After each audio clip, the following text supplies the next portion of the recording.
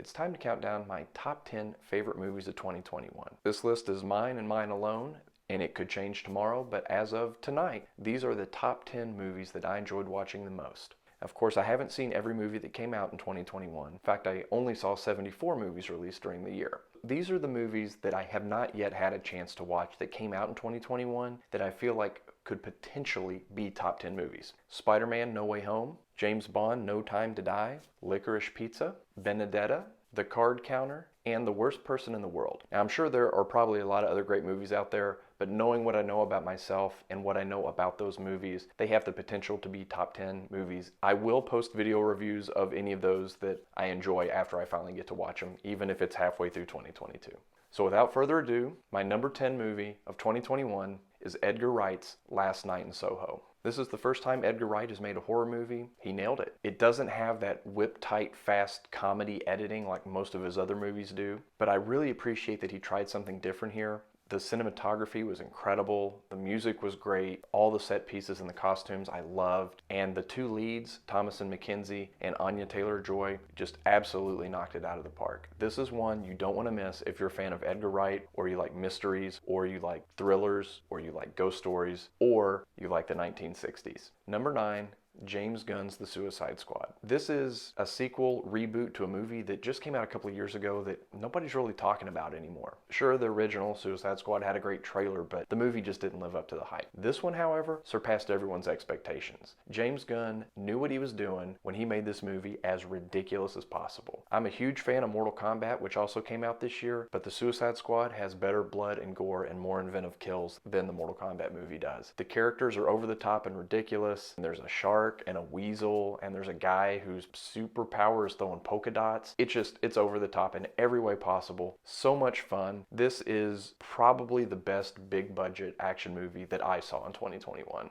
Number 8, Adam McKay's Don't Look Up. This is a great biting satire that makes fun of everybody no matter what your beliefs are. There's something here that's going to push your buttons, and that's what makes it so fun. The characters in the movie are all portrayed by A-list Academy Award winning actors and actresses. Pretty much they're all despicable, and that's what makes them so fun to hate. The premise is pretty bleak. It's about a comet that's coming to destroy the Earth, and these two scientists are trying to warn everybody, but nobody seems to care. You could replace the comet with climate change or with COVID or any other number of hot button topics, and the message remains the same. It's a lot of fun, but it is going to piss a bunch of people off. Number 7 is Jim Cummings' The Beta Test. This is a movie that I didn't even know was coming out, but the day that it did, I had to watch it because I absolutely love Jim Cummings' two other movies. And he's now number 1 on my independent filmmakers list. If he comes out with the movie, I'm there opening day. I think part of why I like this movie so much is because I like Jim Cummings and his approach to filmmaking so much. He is an independent filmmaker. He isn't going through agencies to get funding. He's not going through big budget movie studios to get funding. He's doing it all on his own, and he's doing a great job at it.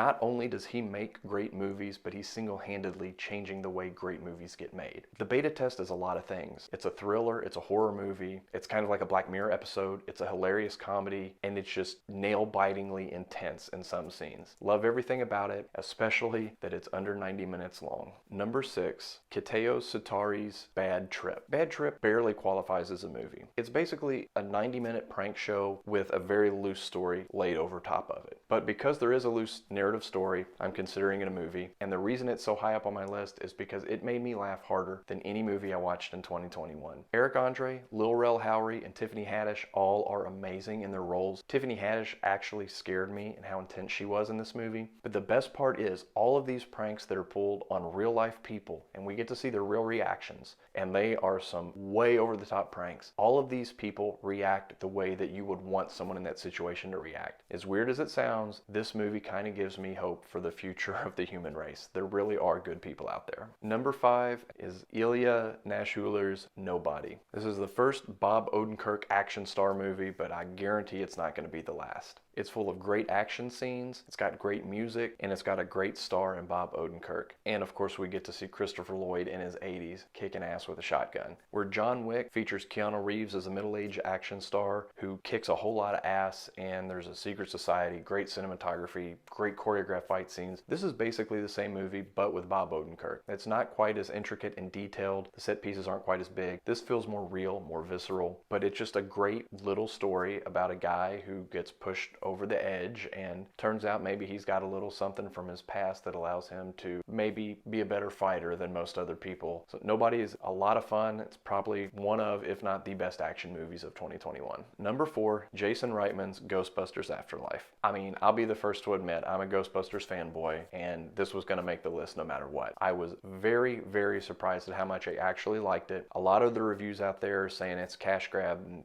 the same thing anytime a remake or a reboot comes out. But for me personally, growing up loving Ghostbusters and Ghostbusters 2 and the cartoon and the video games and the toys, I thought this was a perfect fan service to anybody who grew up loving Ghostbusters like I did. It has a great new cast of child characters. There's some great cameos in the movie, and it holds the distinction of being the only Ghostbusters anything to ever make me tear up. Number 3, Sheehan Hedder's CODA. CODA came out a few months ago on Apple TV Plus, and that's the only place you could watch it. And I feel like that's not a streaming service that is nearly as popular as HBO Max or as Netflix or even Hulu. So the fact that it's getting all this Academy Award buzz is kind of blowing my mind. The acting is great, even though there's not a whole lot of recognizable star power in it. The story about a young teen girl who's growing up in a family of all deaf people is not something I've heard before, but it's also not a revolutionary story. The script isn't revolutionary. Really, nothing about this movie stands out as the best of the year, but everyone kind of agrees that it's one of the best of the year. Just one of those movies where everything works perfectly. I would consider it a feel-good story, and it might even be the feel-good story of the year. Of all of the movies on the list, I think CODA is the one that would be the most universally loved by everyone who watched it. Number 2,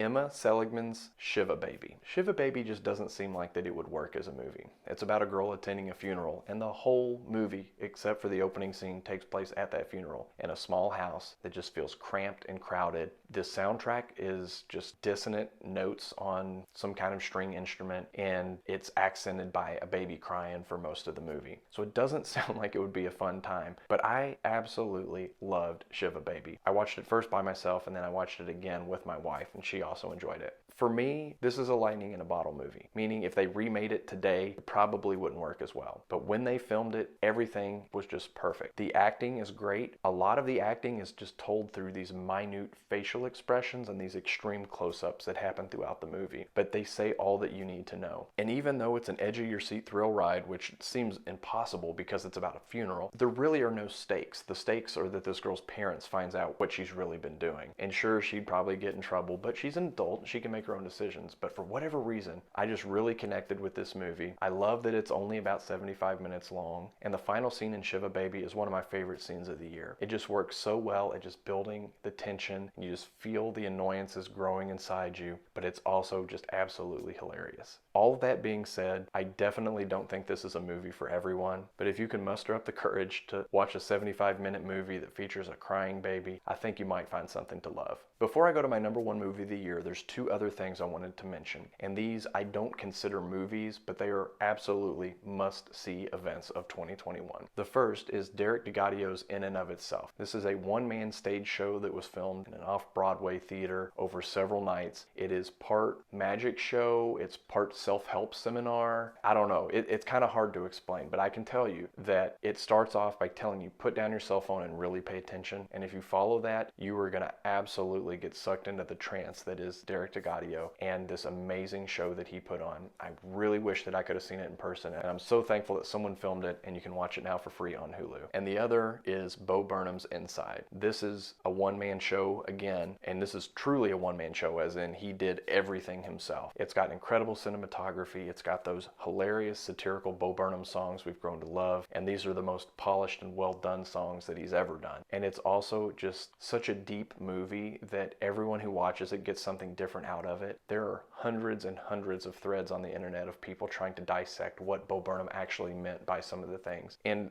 for all I know, it's just completely two-dimensional, and as it seems, I'm not deep enough to read in between the lines and all of that. It's probably like, those books you read in high school where the teacher is projecting what the author actually meant, and maybe Bo Burnham didn't mean a lot of the things that the internet's saying that he meant, but the fact that you can interpret it that way, I don't know. There's just a lot to like here. It's an absolutely must-see thing, and if it were a true movie, that probably would have been my favorite movie of 2021. And my number 1 movie of 2021 is Ian Samuel's The Map of Tiny Perfect Things. This is a movie that just got everything perfect. First off, it probably helped that I watched it before I heard any buzz about it at all. I didn't even know the premise of the movie. I'm going to tell you now, it's Groundhog Day. The catch is that instead of featuring one guy who's living the same day over and over, he's got a guy and a girl. So it's much like Andy Samberg's Palm Springs that came out last year. I much prefer this version of it though. The Map of Tiny Perfect Things is a young adult movie, so there aren't really a whole lot of deep stakes. There's not, any super intense scenes or anything in it. It's just kind of a feel-good story about these two kids that are trying to learn to live their life one day at a time when that day is the same day over and over. There's actually good meaning and reason that they're in the time loop, and everything just works. It's not the most well-acted movie of the year. It's not the best script of the year. It doesn't have the best cinematography of the year. But for whatever reason, this is one I can just throw on when I need to be cheered up a little bit, and I absolutely love it.